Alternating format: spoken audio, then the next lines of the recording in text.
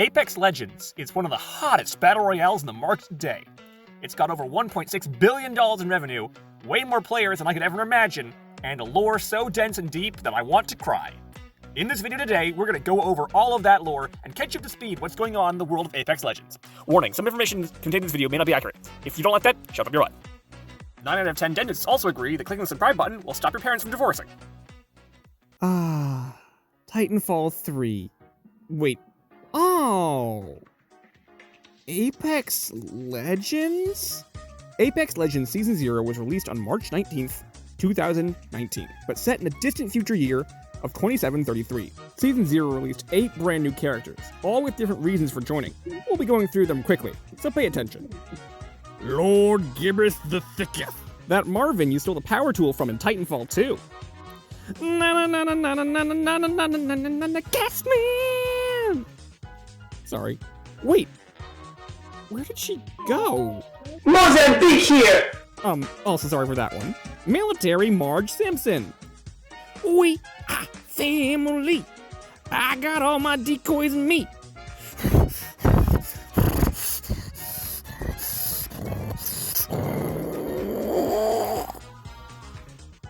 The famous Apex games was brought back to the Outlands by the Syndicate with the help from the Apex Predator Kuban Blisk.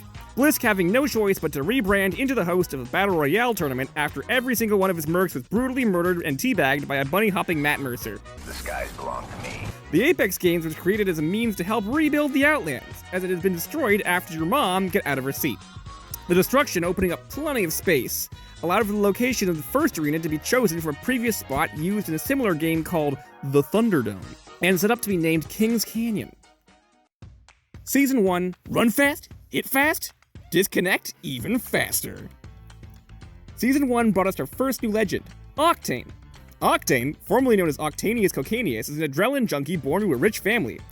He has an extensive past, made up of different stunts performed for the large fan following he's developed on the internet. Octane was actually best friends with Lifeline growing up in Olympus, later using her to get a new pair of metal legs after he destroyed his own by performing a grenade jumping technique in the Gauntlet. This exact technique was formerly created by Cash Mayo, who we conveniently interviewed a while ago. Link in the description. His father runs the games, and therefore lets him cut ahead in the application process, which sounds like nepotism, until you remember that this is a blood sport, where he will take between 2 to 3 crabber shots to the head and ass simultaneously at least once per day. So, take it what it is. Season 2 brought Wattson. She grew up with both her parents being engineers, and this inspired Wattson, and eventually was behind one of the most devious parts of the Apex games, such as the ever-present ring, or the new Disruptor rounds. Behind her twee, Harlem's appearance, lies a stone-cold killer, whose only desire is to inflict human suffering. I mean, why else would the fanbase ship her with Caustic? Her father disappeared mysteriously, and she allegedly is trying to find what happened to him. But you all realize that's a cover, right? I mean, she obviously murdered him and... Oh god! I've said too much! You know, I had a whole list of cryptocurrency jokes for this section, but they seem to have lost all their value. Season 4 saw the introduction of Forge, a big-ass legend with a big-ass arm and... Wait. Oh god! What is he doing? Yeah, so I guess Revenant is the new legend?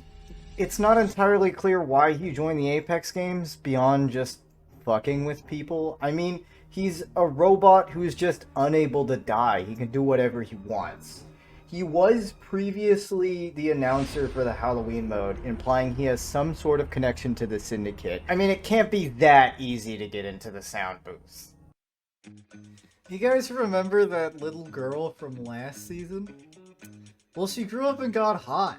Loba basically Rouge the Bat, minus the fur and wings, but don't worry, she still has the heel. I want to see one more frame of this wench. Join the Apex games with one motive: to get revenge on the death machine that killed her family. See, it turns out Revenant isn't actually a robot.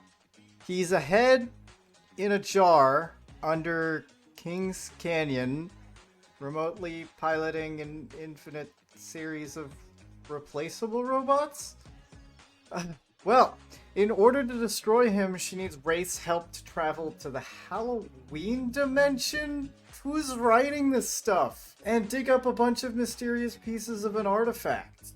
On these excursions to the Dark Dimension, drama unfolds. Caustic dad zones Wattson. Wattson fucking dies. Loba hits on everyone. Everyone hates Loba. And Caustic sells everyone out to Revenant.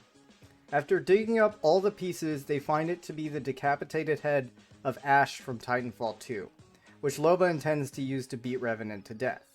Revenant arrives, and then Bangalore third parties them, which doesn't end up helping much, but it does give Loba a huge crush on her.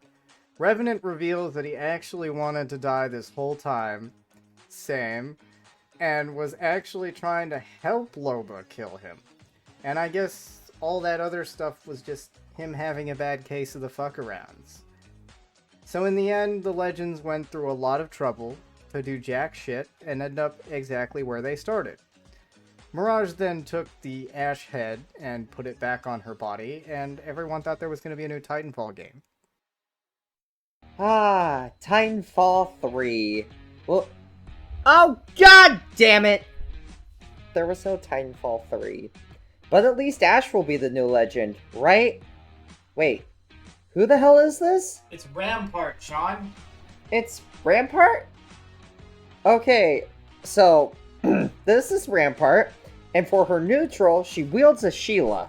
Meet the new legend and her minigun king. Wonder where she keeps all those bullets. Anyway, Bliss gets sent a whole bunch of assassins to murder Rampart after hearing she was one of the best mechanics in the Outlands. But unfortunately for the assassins, they got their asses handed to them by a 173 bullet Kickstarter behind a wall that deploys way too slow. My god, Respawn, what were you thinking? Meanwhile, for our other legends, Pathfinder finds his new girlfriend, Ash, who is stuck in a dumpster after being used for spare parts. After she suffers a static shock and relearns some of her missing memories, she dumped the robot who repaired her, and Pathfinder was now alone. By the way, did you guys know that Pathfinder had a son? I have no idea what this arc is for, but he's more like Dadfinder, am I right, lads? Season 7 introduces possibly one of our favorite legends in the entire game, Newt! Newt is a powerful little guy who sucks like no tomorrow, which is good for the Olympus Catholic Church, am I right? Horizon is the actual legend released in Season 7, but we all know Newt is the star of the show. Horizon, Dr. Summers, is an astrophysicist who was hired with her apprentice to solve an energy crisis by getting crystals from black holes or some bullshit along those lines. After getting the crystal, she was then betrayed by said apprentice, who then got in the gunfight with Pathfinder and then got stabbed by his mom, later being reincarnated as Pathy's one-night stand. This means that Pathfinder dated the chick who got his mom killed, but also who his mom killed. This shit is just getting... It's so hard to follow, guys. Okay, I'm trying here. After escaping the black hole and being hundreds of years in the future, Dr. Summers' only goal is to discover time travel so she can go back to a time well before the Apex Games. Okay, so I guess it's easier to get into that sound booth than we thought. And these little games of yours? They're mine now. Throughout this entire season, the announcer was hijacked by an absolute harpy of an over-attached girlfriend. But we're getting ahead of ourselves. Old Fusey was born on Salvo, which is basically Space Australia, but slightly more hospitable. Salvo was embroiled in a deadly conflict for generations, fighting for their independence. Fuse hooked up with his on and off gal Maggie, but more like Naggy if you know what I'm getting at, eh? Once it became clear that Salvo was a lost cause, Fuse walked away and took a contract with the Apex Games. Maggie was having none of that and sneeze-sapped her fucking way into his office and blew his arm off.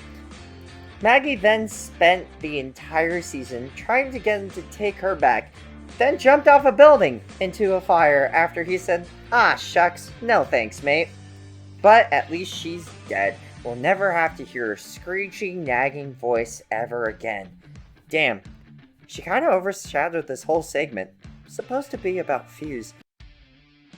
Viper was the coolest boss in the original Apex Predators, a band of mercenaries working for a literal fascist corporation hell-bent on using a weapon of mass destruction to carry out a genocide. But did you know on the side he also had a secret family, a sexy dad stash, and a cute little daughter? See, IMC war criminals are people too. She was determined to take after her dad, converting the wreck of his North Star Titan into a little jetpack and matching combat boots. But don't get any ideas, lads. She's not into guys. And she's also really, really horny all the damn time, simping for pretty much every woman in the Apex games. Except for Maggie, because even Valk has standards. She arrived just in time for an infected ship to show up and start spreading an arborist plague throughout Olympus, forcing her and all the legends to take a detour to that one planet from Titanfall to find a cure and find some spiders and shit. Bangalore gets incredibly sick, and Loba thinks that curing her will finally get her to reciprocate. Unfortunately, Loba gets friend-zoned, which, let's be honest, is probably a first for her. Hopefully she can cry on Valk's shoulder. Can we just put the two horny legends off in a corner and let them get it out of their system? I mean, I'm not saying they're perfect for each other, but obviously neither of them are happy about being single. Or maybe Loba just likes being sexy for herself. Who knows? U-7P would like to remind you that this game is in fact a first-person shooter and not a soap opera, despite what these recaps may lead you to believe. Who? Ash is back, and she is kicking ass, and taking names, and has a fucking sword that can make vagina portals. It turns out that the original human that betrayed Horizon has been alive inside this entire time and has been suppressed. The whole season's arc is a battle for control between a murderous, backstabbing, heartless, unfeeling Merce and also the robot called Ash from Titanfall 2. Ash goes around with Zero Chill, forming a weird alliance with Crypto. The story of Season 11 ended abruptly, midway through when Halo Infinite launched out of nowhere, and I took a break from Apex Legends. Somehow, Maggie has returned. She's back, kicking ass, and literally eating people's throats like with her fucking teeth. She's just out here motherfucking munching on jugulars. Are you sure she's not a zombie?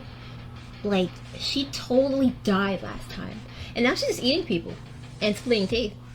I don't know, maybe that's just how Australian women roll. Is this what Vegemite does to a milfer? Octane's dad is up to some shit, and Maggie wants to expose him. Now Maggie, Octane, and Lifeline have to form a wholesome detective agency to reveal the truth. Maggie promised Octane not to eat his dad's jugular when they finally catch him, but only time will tell if she can keep her promise. She does have that hunger, the kind only throats can quench. Guess what, guys? Valk ain't the only one with daddy issues. Step aside, Valk. With your happy relationship and stupid, beautiful girlfriend and your disgusting Instagram posts where you're both happy and holding hands. That's right, guys. Octane's dad is at it again. Introducing not only armories, but the Spitfire. Caustic traps? No problem. Rampart walls? Pfft, get out of here. An entire North Star Titan behind me? Over your father's dead bleeding Bangalore decided to quit Apex Legends after finding out her brother Jackie passed away. And then BAM! Some hunk of steel just ults into frame like, damn, get those sweet cheeks over here! That's right, guys. Former IMC pilot turned good boy is here, and he's doing what no legend has ever thought to do before. Dragging down teammates away from incoming bullets. Who would have known? He literally faked his own death to get away from Bangalore. Havoc rifle here. Devotion here. Versatile energy weapon. here. Zip energy. Multiple solid base of fire. But it seems he couldn't stay away. We hope to see more on this legend and finally figure out the secret on everyone's mind. Does Mirage get pegged by Rampart? I mean, look at Mirage. Look into his eyes. That is a man who gets pegged. And look at Rampart. Rampart pegs people. Now, I'm not saying there's anything wrong with that. I think they're having a great time. I'm just hoping they would let me watch. I was just for purely scientific reasons, you know? Why is this still rolling? Editor, please stop this. Thank you so much for clicking on today's video, and if you've gotten to this point and you haven't subscribed, I highly encourage you to do so. All of the sources are in the description below if you guys want to find the actual lore and stories, and all of my every cinematic that I got is also down there, so if you guys want to check out any of those channels, thank you so much, and we'll see you in the next one.